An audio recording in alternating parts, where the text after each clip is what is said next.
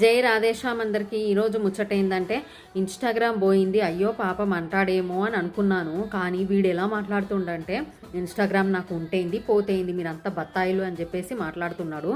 నా 2 చెయ్యిలు, నా 2 ఇన్స్టాగ్రామ్లు, నా 2 కాళ్ళు, నా యూట్యూబ్, నా బాడీ మొత్తం ఫేస్బుక్ అన్నట్టు మాట్లాడుతున్నాడు.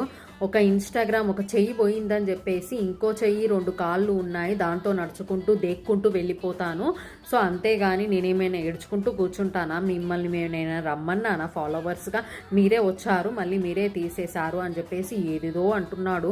నేనైతే ముచ్చటినగానే షాక్ అయినా. వీనికి ఇంత అంత బల్పు లేదనుకున్నాను. ఎవడైనా పోయిందంటే అయ్యో అయ్యో అయ్యో నా ఇన్స్టాగ్రామ్ పోయిందేమో అంటాడేమో అనుకుంటే వీడు మరీ ఉల్టాలా రివర్స్, మనకే రివర్స్ అయ్యిండు. మీరు అంతా మా బత్తాయిలు, మీరంతా వేస్ట్, అట్లా ఇట్లా అని చెప్పేసి మాట్లాడుతున్నాడు. నాకైతే వీడిని చూస్తేనైతే మంట కోపం వస్తుంది. వీడు ఇండియాకి వస్తే మాత్రం వీనికి మాత్రం ఖచ్చితంగా ఉంటుంది. అక్కడుండి మాత్రం ఇలాంటి ఏతుకు మాటలు మాట్లాడుతున్నాడు. మీరేమంటారు? ఖచ్చితంగా దీని మీద ఈ విషయం పైన కమెంట్ అయితే చేయండి.